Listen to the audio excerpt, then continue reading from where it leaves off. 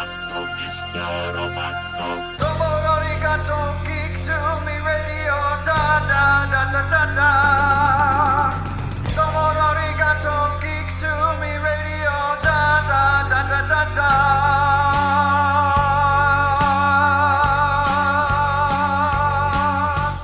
Welcome, welcome, welcome, geeks and nerds, girls and boys, to another all-new edition of Geek to Me Radio. Today we begin part one of our two-part Voltron extravaganza. We'll be talking with voice casting genius, voice directing prodigy Andrea Romano, all about casting and directing the season one of Voltron. All that and more. Stand by. We're talking TV, comics and movies, and video games. And if you don't know Star Trek from Star Wars, we'll try to explain. There are 12 doctors for Hogwarts houses, one ring rules them all. To be the greatest Pokemon master, you must catch them all. You must catch them all. Try to catch them all. Gotta catch them all. Gotta catch them all. If you're driving around the greater St. Louis area right now, hearing this on 105.3 FM and 1380 AM, thank you for finding us and tuning in. If you're hearing us out there in the world, streaming us online, thank you very much for finding us there. And of course, if you're hearing us after the fact in the podcast form on Google Play, iTunes, SoundCloud, or Podomatic, we appreciate your subscribing and listening there each week.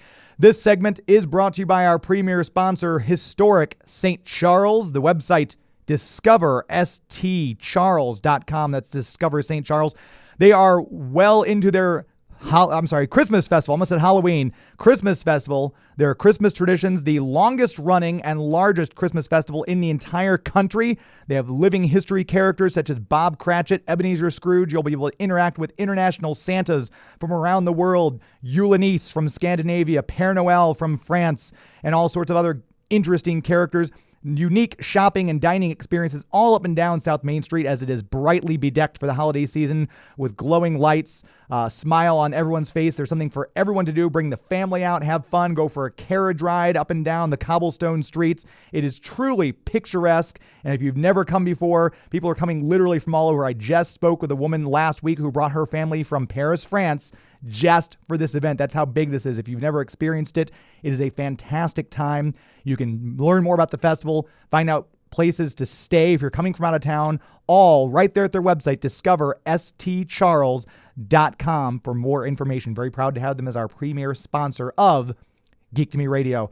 We're going to jump right in. We've got a jam-packed hour. Voltron is airing its final season on Netflix. They've been going now. This is their 9th season coming up.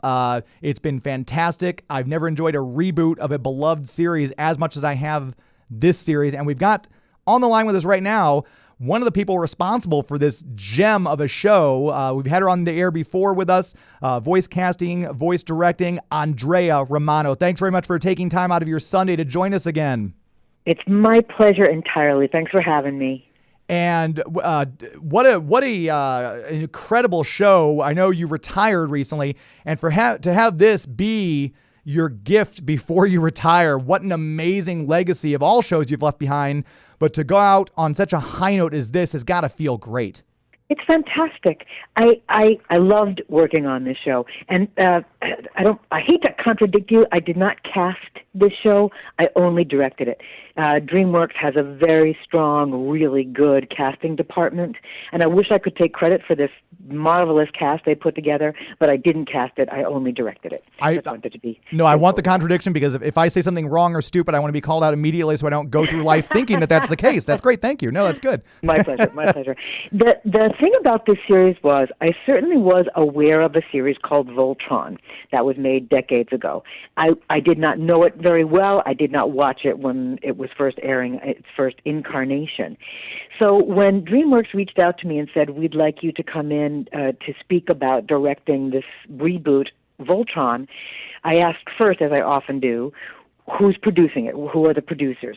And they mentioned Joaquin Dos Santos and Lauren Montgomery, two producers I've worked with many times over the years on Avatar: The Last Airbender and The Legend of Korra at Nickelodeon, a lot of the DC properties at Warner Brothers. So I knew them. They were friends, and I enjoyed my working experience with them in the past. So they brought me in for this meeting, and I said to them, you're going to think I'm an idiot, but I need you to actually pitch this show to me and tell me what this show is. Tell me what you can tell me the difference between what it was in its original incarnation and the new one, or you can describe just the new one, but pitch it to me as if I've never heard anything about the series. And as they described what this show was, I thought, how did this show ever get made initially? It seems like such a bizarre concept. We're talking about initially these characters who didn't know each other. They're thrown together. There are these 5 mechanical lions who form together to form this big robot. As they went on and on, I just thought, this is a crazy premise. I knew, however, that it had done very well in its initial incarnation and that people were excited about this new reboot. And so as they described it to me and told me what was going on, I got very enthusiastic about it because it's the kind of show I like in that it's an action show, but it's also got the quieter emotional moments, and it's also got comedy. So it has a broader audience. It's got people who watched the initial series, the original. It's got people who can watch the new series with their kids. It's got brand new fans who knew nothing about it. But it was all about simply producing a good show in and of itself. It was not really my responsibility to do too much that had to do with the original series. I really just needed to make a good, interesting, entertaining vocal track for this series so that the animators could then make a beautifully animated series, which is exactly what they did. And I know you've worked with some of these people before. We actually, this is, as I said earlier, part 1 of our 2-part Voltron extravaganza because I'm so excited about the show. I grew up watching as a kid, and we had Kimberly Brooks. We've got an interview. We'll play with her next week in more detail. But she did mention that that she'd worked with you before, and you were one of the first people who hired her. So you had, a mix of people who you'd worked with in the past, and then new faces that you'd never worked with before. Exactly right. Jeremy Shada, who plays Lance on the series, was young Robin for me in one of the Batman incarnations. I wish I could tell you I remembered exactly which one it is, but I had the great good fortune to work on many Batman shows and movies. But he did one of the Robins for me when he was a much younger actor, so I knew him very well. I knew how dependable he was. Kimberly, of course, yes, I'd worked with many times and adore her. Josh Keaton, I also knew very well and loved working with him in the past and felt very confident with him as a main character of Shiro. Cree Summer, of course, I'd worked with for years, and then a lot of the other characters were brand new to me. A lot of the other actors were new. Bex Taylor-Klaus, I had never met. I am crazy about her. She's a terrific actress. Tyler Labine, I did not know. Reese Darby, I certainly knew these guys' work, but I hadn't worked with them, hadn't directed them. Stephen Ewan, I had done a little bit of work with on The Legend of Korra. I believe he guested on a couple of times for Nickelodeon. And then a lot of the other guests who came in were brand new to me. And I just love that. I love that Netflix and DreamWorks took the chance on actors that had not had much animation experiences and gave me the opportunity to kind of break them into this work. So they hadn't developed any bad habits yet. They were really just going from scratch, and I was able to kind of mold them into voice actors. And what I did right at the very beginning is they had already been in production for a handful of episodes before they reached out to me. And they had yet to do an ensemble record. And people who are familiar with my work and how I work know that I really like an ensemble record. What that does is it allows the actors to know what the actors around them sound like and will behave like and what it's likely they will sound like. Because as production goes on, it's very common that all the actors are not available at the same time to do the same session in the same space. So if they had never yet done that at all, they all were kind of acting in a vacuum. They were acting individually, and they had to do many more takes of every line because they didn't know what the actor before was going to sound like or the actor after was going to sound like, meaning, in a scene, how the actor who had the line before theirs was going to sound and how the actor who followed up their line was going to sound. So that was the first thing I did, was I arranged for an ensemble record, and I rehearsed the entire half-hour episode with the whole cast. So they had a chance to listen to each other, to play with some ideas, and there are some very playful characters in this very dramatic series. And so you wanted to get the fun and see how silly Rhys Darby was going to be, or how intense Shira was going to be, or certainly how Keith was going to be, the character that Stephen Ewan played. And after that, it was very fun to be in that session because they all were like, oh, that's what it sounds like. That's what you sound like. Wow, I had no idea what, Bex was going to sound like, or what Paige was going to sound like, or how fun Hunk really is. Because the dialogue was certainly humorous, but until you hear the actor perform it, you don't know how broad it is or how simple it is. And so that was my pleasure to do that at the beginning. And then as the actors went on, and as you said, they're in the 9th season of this series, they got really familiar with each other. They became a true family.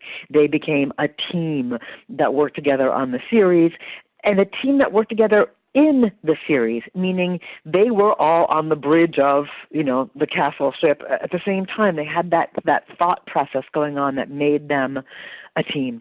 And it was my joy to work on this series. I just loved it. It's so much fun to watch too, and I've as we talk to the guests, those of you who are listening, you'll hear more about what Kimberly and Jeremy had to say about their experience working on the show in later, probably tomorrow at this point. But we're going to take our first break. Andrea, you're okay to hold with us? I'm good. We'll be right back talking more with legendary voice director Andrea Romano right after this, so stand by.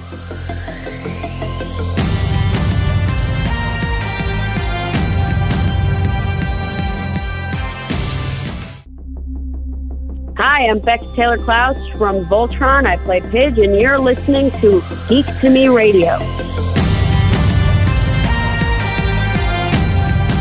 The voice of Bex Taylor-Klaus, we just mentioned, played Pidge in the epic Voltron animated series done by DreamWorks, airing its final season on Netflix December 14th.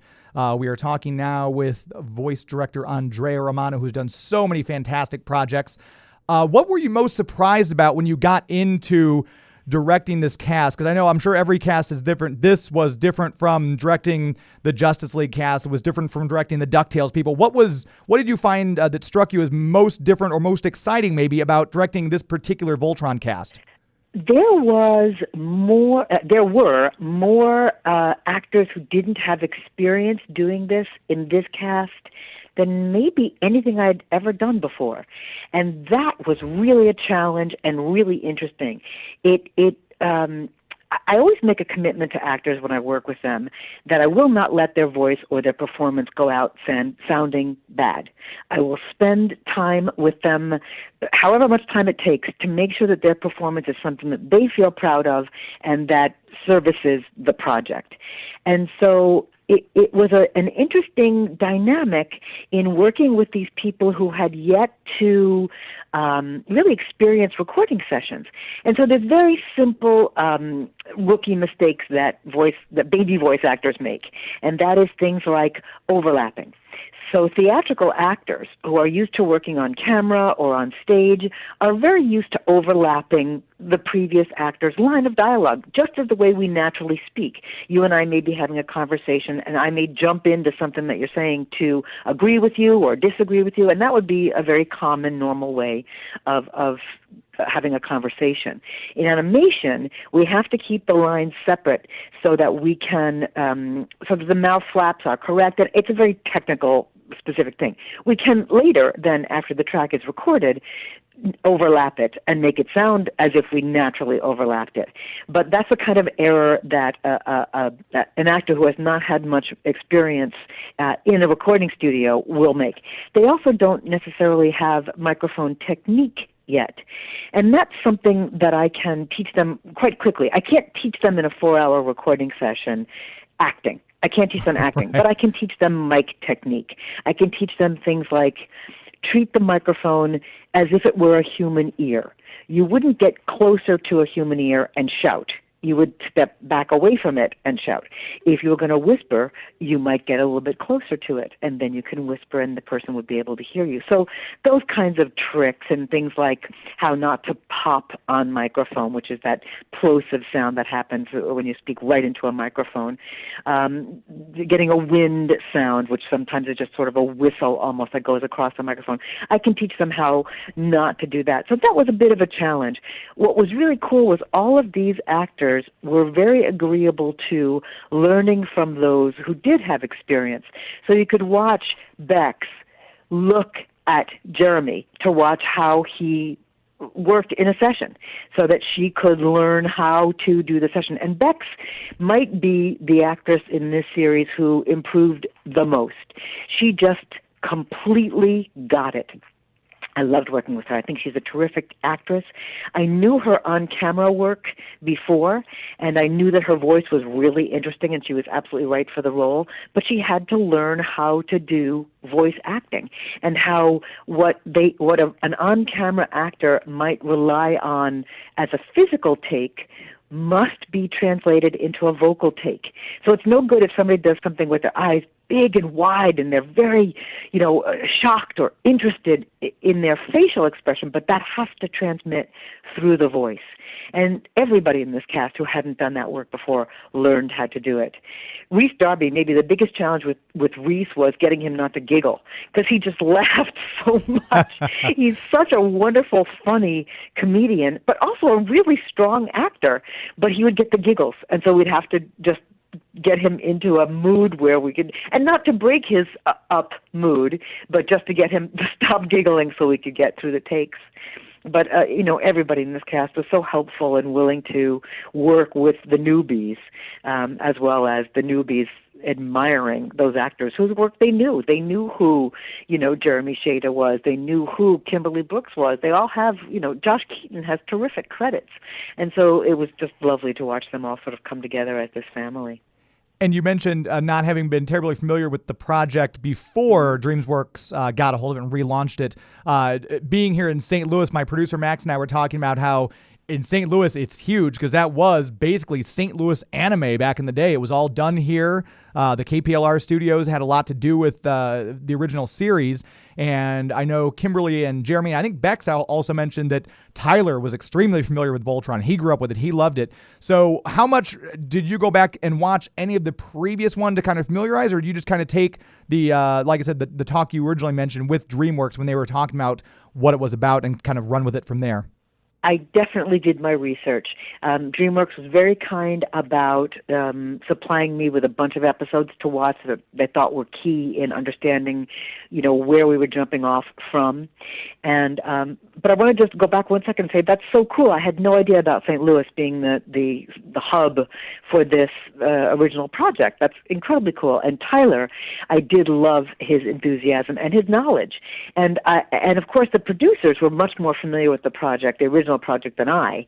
And I love that when you can have a producer who's kind of an encyclopedic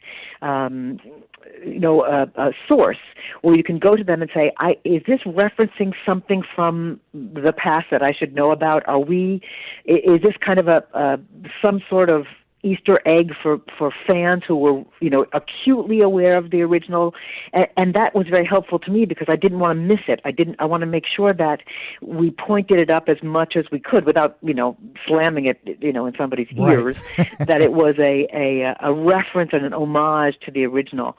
I did enough research so that I understood where we were coming from, but I didn't do so much that my opinion was formed by the original series. I wanted it to be new because they weren't intending to just continue on with what they had done before. Mm-hmm. They wanted to make this a new version of it and update it.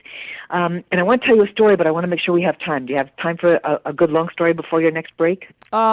let's go ahead and take a break early. Max, we're okay to take a break early? Okay, yeah, we'll take a quick break early. We'll come back because that's a perfect stopping point. We'll come back and hear another story from Andrea Romano, who literally we could probably do one episode a month with you for a whole year and never get tired of talking to you. It's amazing.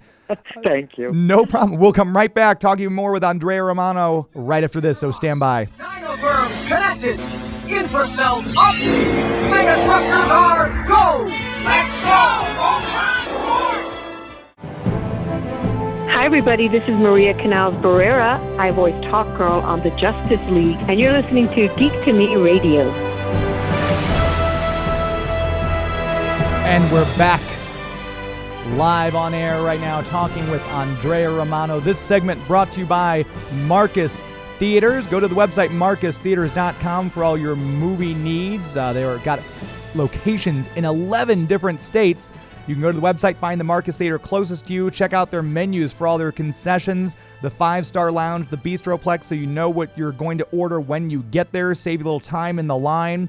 And especially right now during the holiday season, you can give the gift of movies. You can give away gift cards. And right now they have a special going through December 7th. With every purchase of a $25 Marcus Theater gift card, you get $5 snack cash back. So you can use it at one of those concession stands, at one of those restaurants in the Marcus Theaters, so you can dine while you watch a great movie. Wreck-It Ralph 2, Ralph Breaks the Internet, now in theaters. The Crimes of Grindelwald, Creed 2, lots of sequels out in theaters for the holiday season. Of course, if you're going to see Aquaman or Mary Poppins coming up this month, Marcus Theaters is the place to see those films. Do it in first class. See it at a Marcus Theater. Check out the website marcustheaters.com for the location nearest you. Talking with Andrea Romano, voice director of Voltron, as her final project before she retired. Right before we went off air, she was going to tell us a story. I want to make sure we had time to get to it, so we took a break a little early. Andrea, please regale us. Thank you. Before I forget, I want to say how lovely it was to hear Maria Canals-Barrera doing a promo for you. She was my hawk girl on Justice League, and it's lovely to hear those wonderful actors that I miss so very much. I wanted to ask you first, so I can make sense of this, who else you interviewed in the Voltron production? I know you mentioned Jeremy Shada, I think you said, and Bex. Did you interview the producers yet? Not yet. I've actually reached out on Twitter to Joaquim Dos Santos. I wanted to talk to him, but I haven't heard back yet, unfortunately. Cool. I hope that happens. But then likely you've not heard this story before. That's why I was checking. When we were making if you all remember the first 3 episodes, it really is establishing what this story is about, how these characters all come to know each other, and certainly how Voltron is formed.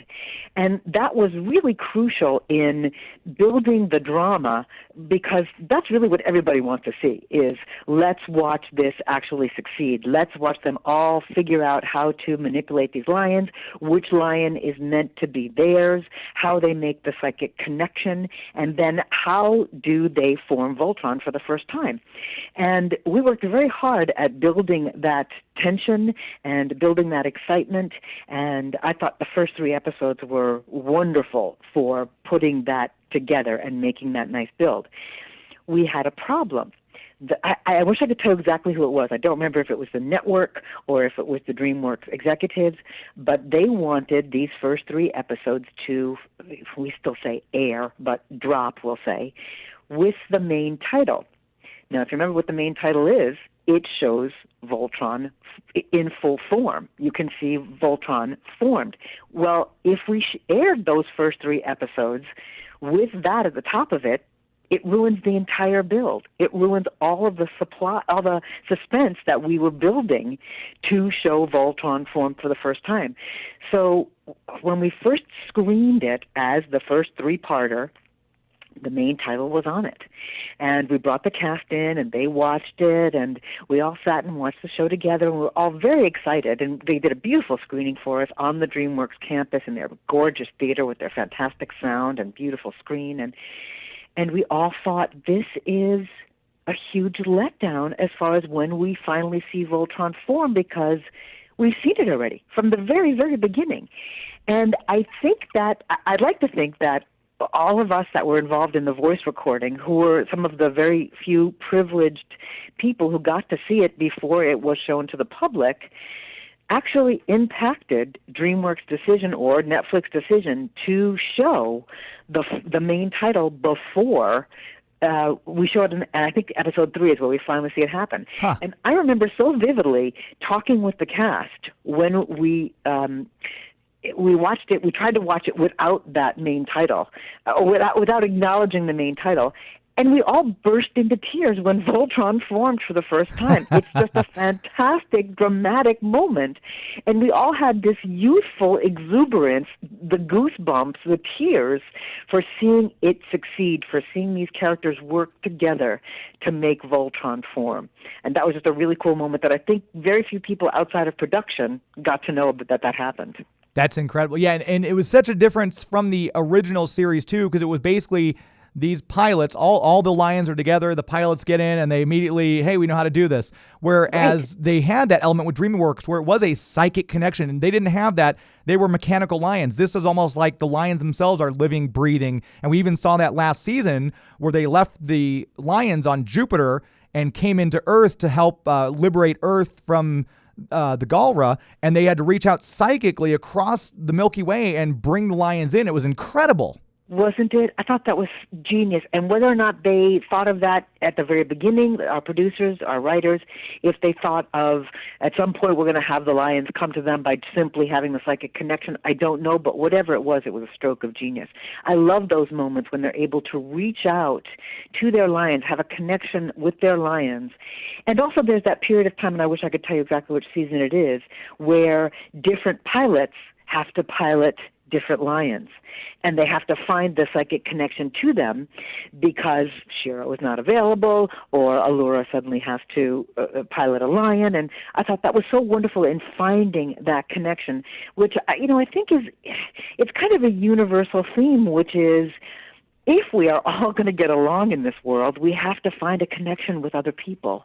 And I think that kind of played out a bit in this series. And I love that if we can teach a lesson to society as a whole, that we have to connect in order for things to succeed, that's a very valuable lesson. Very true. And so it sounds like you've kept up with the series. You've continued to watch it, because that was going to be one of my questions too. Is have you kept up with the entire time? Have you only watched select episodes?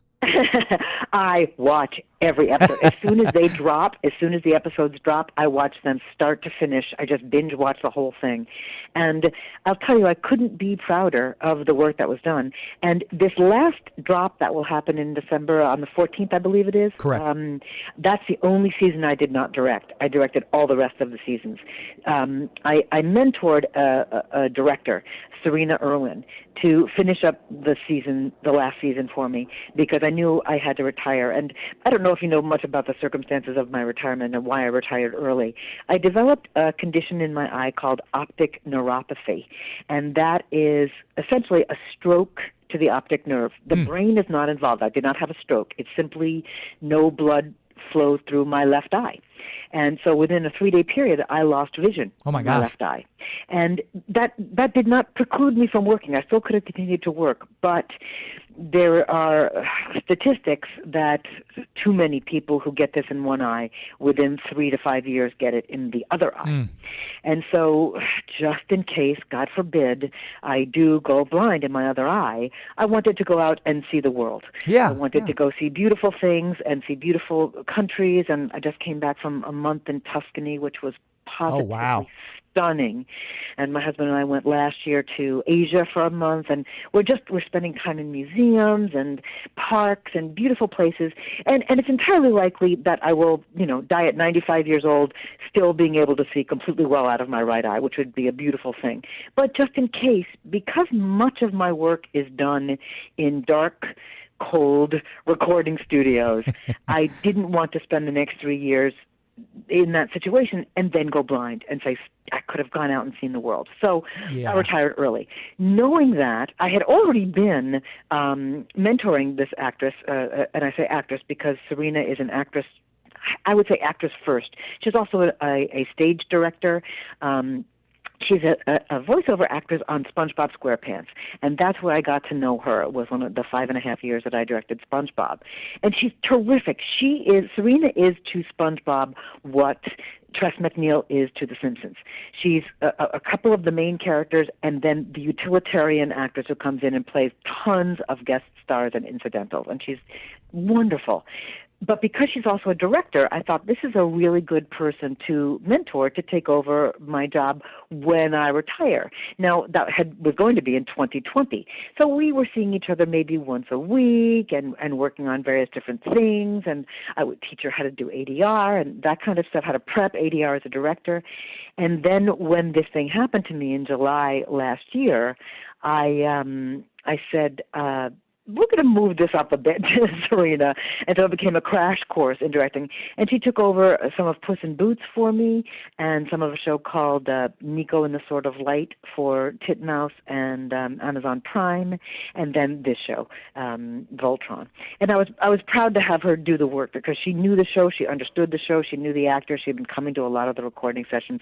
So she was the perfect person to do this last season. And I'll tell you, I'm very excited to see, number one, how they wrap the series, because I don't know, to see how Serena did and how the actors reacted. I know they gave her respect and treated her well, but I wanted to just see, it's kind of like being a fly on the wall. I get to see how it was done with some insider information. So right. I'm very excited to see this last season. I don't know how the series ends. I don't know. I'm surprised no one has told you. I'm surprised Bex hasn't reached out or someone hasn't said, hey, guess what happens? I didn't want them to. And if they had tried to, I would have asked them, please not. I want to experience it as an audience member, which is really exciting. I can tell you that either December 14th or 15th, I'll ask people not to bug me for a couple of hours while I binge the remainder of the series. But I have to say, the last season that dropped, I thought was fantastic. And I loved the way it wrapped up. And I thought that could be a series-ending season. But I love that they went on. I love that it continues on. And I'm very much looking forward to seeing what they chose to do. And I'll tell you one bit of information that I did have was Lauren said that she wanted to end it in a way that that no other producers could continue on with the series as if it was just a continuation. They would have to start again with a different series. And so that's kind of exciting. That's both exciting and a little ominous, too, from the sounds of it. Who knows what will happen? I know. We'll have to see. We're going to take our next break. We're going to come right back talking more and visiting with Andrea Romano, talking all about Voltron right after this. Stand by.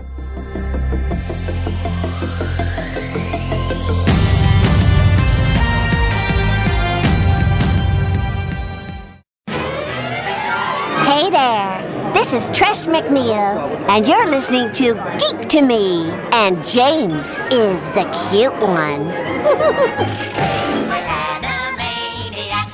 Andrea, I have to say, you mentioned Tress MacNeille, so that's why we played that return liner coming back, but I have had the privilege of interviewing so many people who've worked with you, and literally everyone gushes when I mentioned your name. And in fact, I mentioned, for those of you who are listening, next week, we'll play our interviews with both Jeremy Shada, who did Lance on Voltron, and Kimberly Brooks, who did Allure on Voltron. But I did get to speak with each of them, and we're going to really quickly, for Andrea, just so she knows that literally everyone does gush, here's what we're going to start with Kimberly, what she had to say about working with you. What's been your experience? Do you have a nice story you can share with us about working with Andrea? I'm smiling from ear to ear because she's just a beautiful soul, an amazing, talented, gifted, smart person, and she's very, just a very giving director. And she's a gem. Like, you just don't meet directors like that. You don't, and then you get spoiled when you work with her because you kind of expect that from everybody.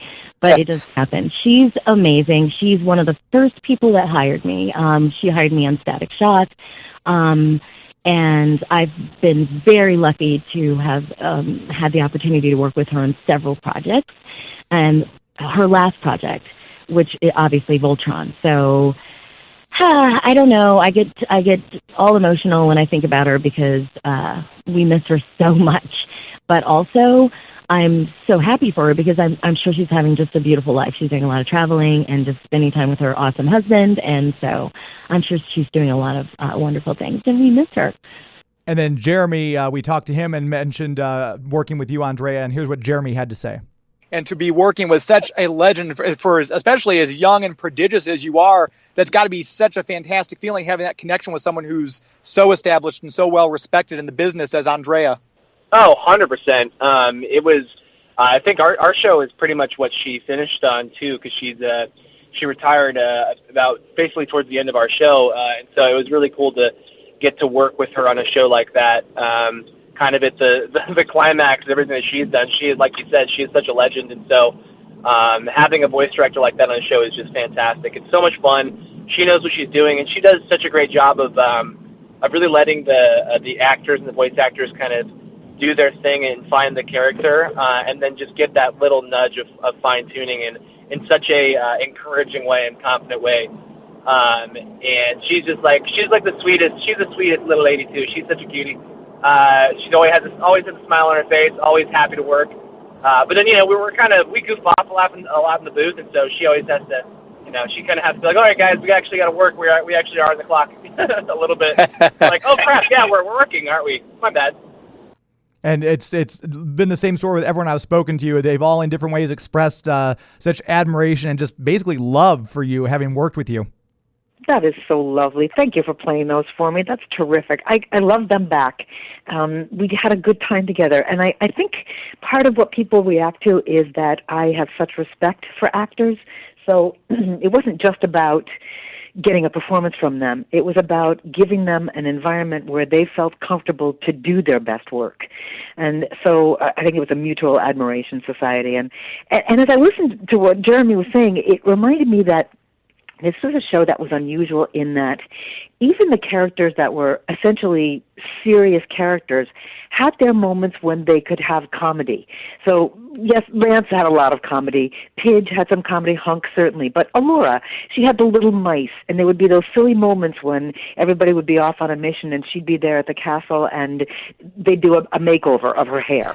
And it was just a silly, wonderful moment. Or, certainly Reese's character of Coran had some silly moments. But they all had a chance where there was something somewhat silly and light, so that everything wasn't so dark and life threatening and life changing, and I love that, and I think the actors liked having those chances, and I kind of enjoy finding those moments when I could encourage that from them and say, let's make this a lighter moment. Let's make this, and I also like the more emotional moments. One of my very favorite episodes is the episode where Pidge is still looking for her brother. She hasn't found her brother yet, but she's really close, and it's really her episode. She's searching, and I watched the rough cut of it, which means that the effects haven't been put in yet. The music hasn't been put in yet. We haven't done any ADR to it yet.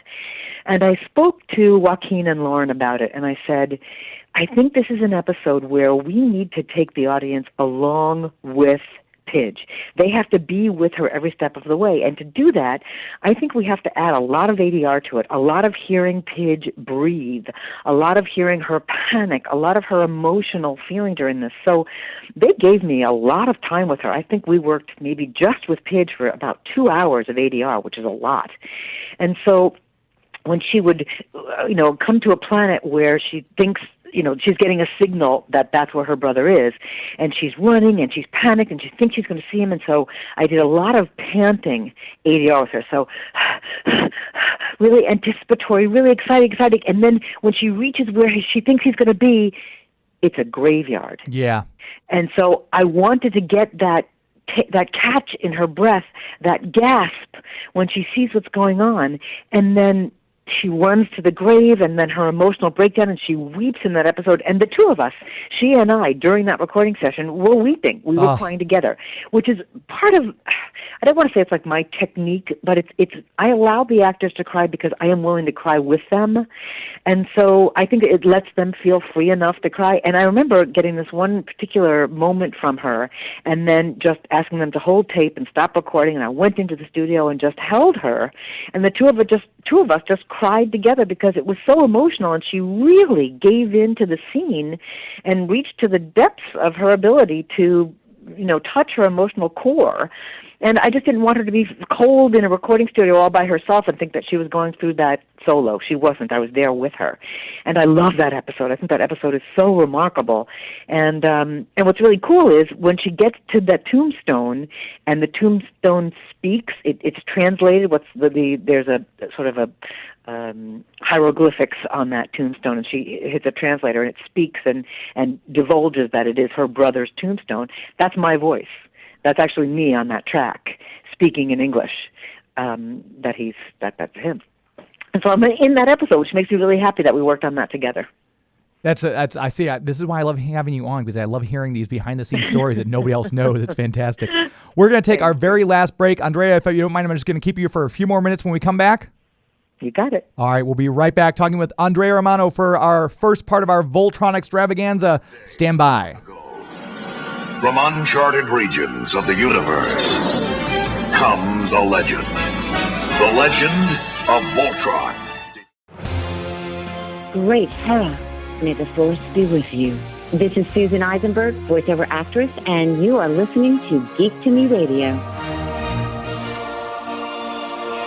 We are back, wrapping up part one of our two-part Voltron show. We've been talking for the whole hour with Andrea Romano, and I wish I had a 5-hour show, Andrea, because I feel like there's so much more we could discuss. I absolutely love having you on and hearing all these stories you tell and getting to hear all the people who've worked with you. It's just been fantastic, and I'm so glad that you are enjoying retirement. You're traveling, having a great time, and that I'm sure is going to make all of our listeners very happy to know that as well.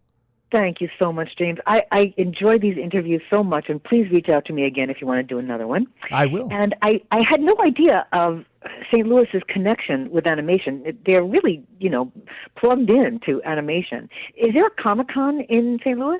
Wizard World always comes through here. I think Wizard World is due, the first weekend of April this year, I believe, but they usually have some Lion Forge is one of the comic publishers that does the Voltron comics, and they're located right here in St. Louis as well, appropriately. So Lion Forge always has a presence, and we usually have Phil Lamar came through here for Wizard World about 3 years back, but we usually have some really great guests with their show.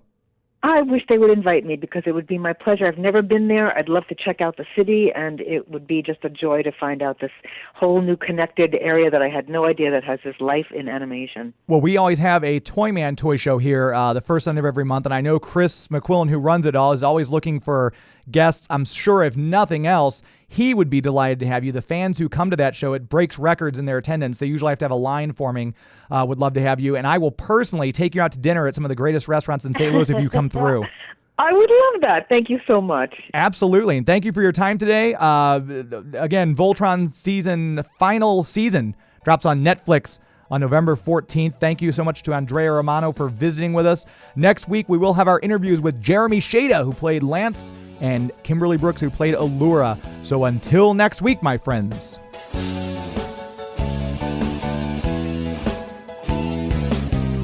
It's not in the way you watch I Zombie. It's not in the way you watch The Flash. It's not in the way you love Scotty Young Art. It's not in the way you play Mario Kart. It's not in the way you look when you make Game of Thrones references. That's our show. This is Geek to Me Radio. That's our show. This is Geek to Me Radio. Thank you, Planet Altea. Good night.